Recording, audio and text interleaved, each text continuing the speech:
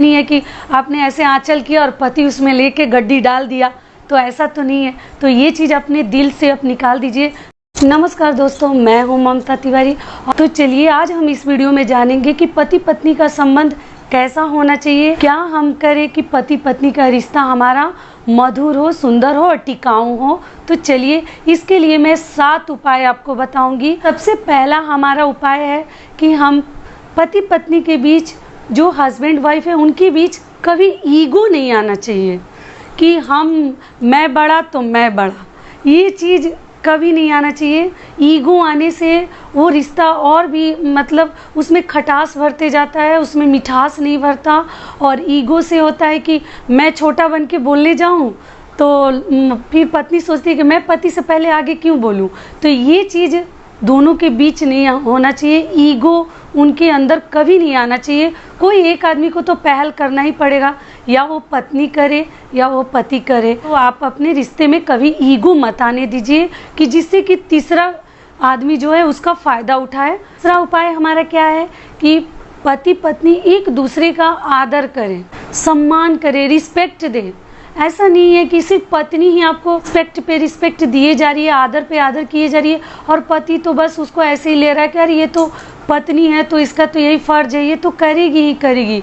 तो ऐसी बात नहीं है। आप एक दूसरे का रिस्पेक्ट दीजिए और एक दूसरे से रिस्पेक्ट को पाने की उम्मीद रखिए। तो इस तरीके से करना है। और पत्नी को लक्ष्मी का स्वरूप उसको मानना है। क्यों? अगर पत्नी घर में ना रहे तो घर कैसा फील होता है, बिल्कुल सूना सा लगता है, बिल्कुल अच्छा नहीं लगता।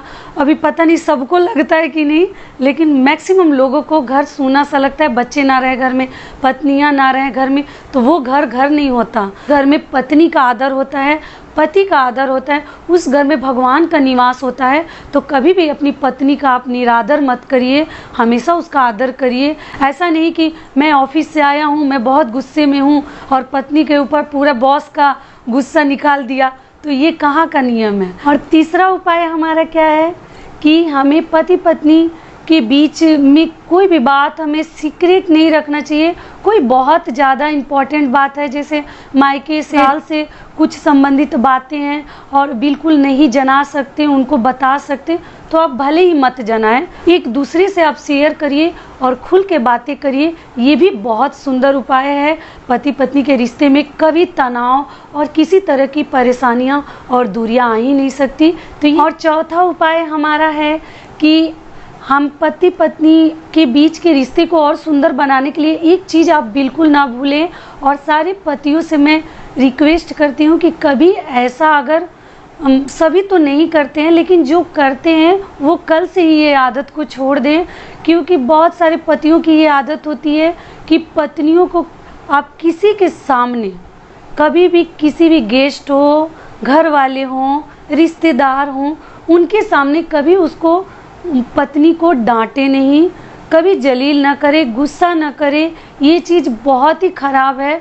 अगर आपको कोई बात से परेशानी है, कोई प्रॉब्लम है, पत्नी की कोई बात अगर आपको समझ में ना आती हो, अच्छी ना लगती हो, तो आप उसको डांटे। ऐसा नहीं है, ज़रूरत पड़े तो आप उसको बोल सकते हैं, डांट सकते हैं या समझा सकते हैं।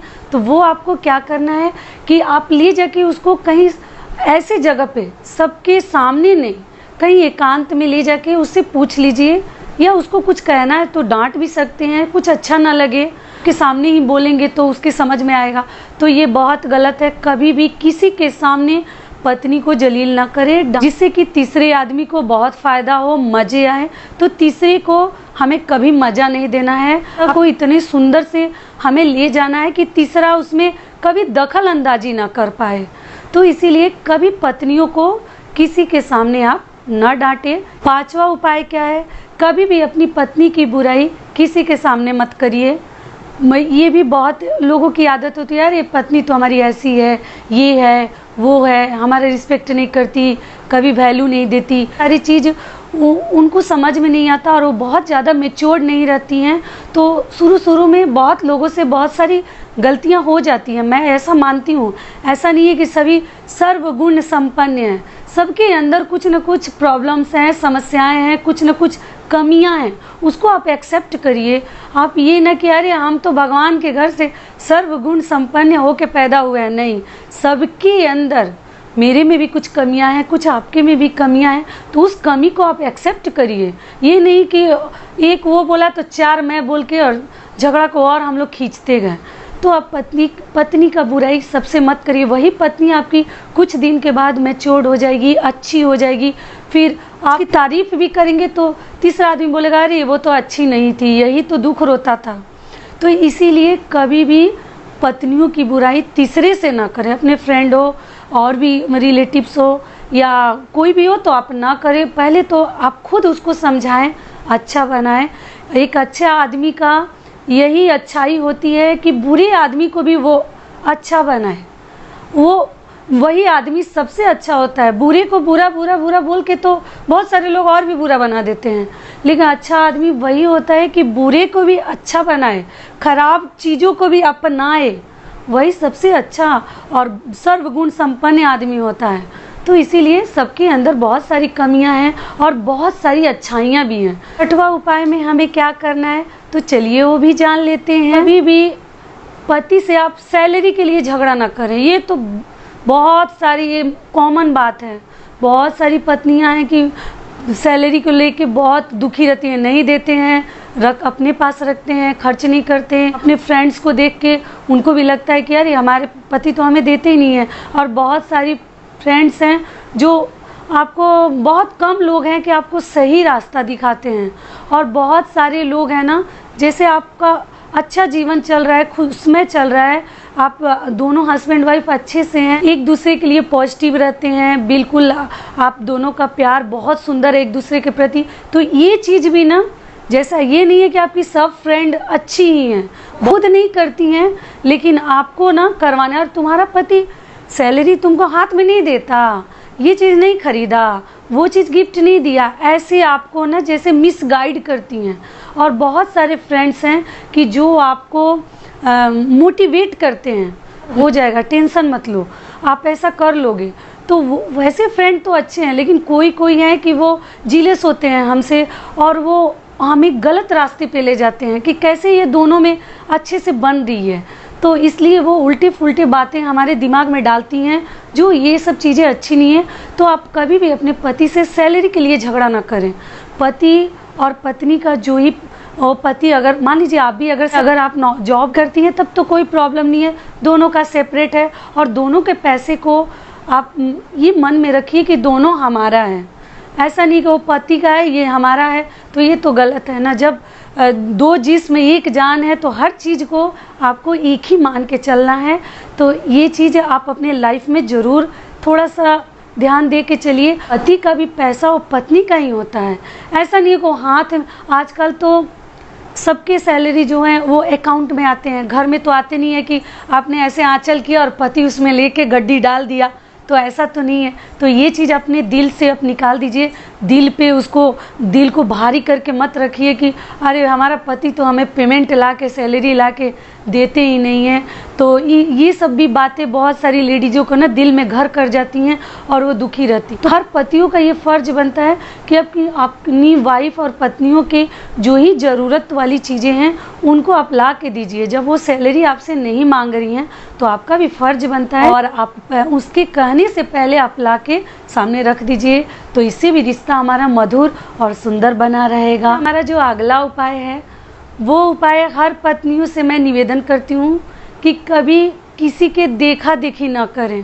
बहुत सारी लड़कियां हैं कि बहुत ज़्यादा खर्च करती हैं, बिना ज़रूरतमंद चीज़ों के लिए भी वो खर्च करते रहती हैं। तो ये भी हर पति को नहीं पसंद है। जैसे कि मतलब आपको ये चीज़ ज़रूरत नहीं है, फिर भी आप, जैसे हमारे फ्रेंड के पास है, हमारे दोस्तों के पास है, मुझे भी चाहिए, इन सब चीज़ों पे बहुत सारे पैसे वो खर्च कर देती हैं। तो आप कभी किसी का देखा देखी ना करें। ये नहीं कि हमारी फ्रेंड के पास है तो मेरे पास भी वो चीज़ होना बिल्कुल ज़रूरी है, ऐसा नहीं है। सबका जीने का तरीका अलग है, सबके परिवार के समस्याएं अलग है, नियम कानून है, सबके घर के थोड़ा अलग है। सारे फैमिली हैं जो ज्वाइंट फैमिली में पति पत्नी रहते हैं, और बहुत सारे न्यूक्लियर फैमिली में भी रहते हैं। तो उनके ऊपर भी फैमिली बर्डन बहुत ज़्यादा रहता है, तो उतना खर्च करने के लिए सभी सक्षम नहीं होते। तो बहुत सारी पत्नियां कि मुंह फुला के बैठ जाती हैं कि अरे मेरा पति तो खरीद के ही नहीं ला रहा है, मेरे हस्बैंड को कितनी बार बोली, मेरी सहेली जैसा ईयरिंग्स साड़ियाँ ये मुझे नहीं दिला रहे हैं, तो इसको भी लेके वो मुंह फुला के बैठ जाती हैं। तो ये भी बहुत गलत है। जितना आपके लाइफ में ज़रूरतमंद चीज़ें हैं बस उतना ही खरीदें। ऐसा नहीं है कि सामान पे सामान हमारे पास चीज़ें भरे पड़े हैं और फिर भी हमारी सहेली के पास कल खरीद के लाई तो आज मेरे पास क्यों नहीं है, तो इसकी वजह से भी रिश्तों में दरार आने लगते हैं और गलत है। उनको हमेशा प्रेशराइज मत करिए, उनको दबाव उनके ऊपर मत डालिए। वो जब मन में होगा तो खरीदेंगे ही, क्योंकि वो खुद ही पति जो है ऑफिस के कार्यों से बहुत तरह के वो बातचीत उनके माइंड में चलती रहती है और पत्नियां है कि अपना खरीदारी ही लेके बैठ जाती हैं।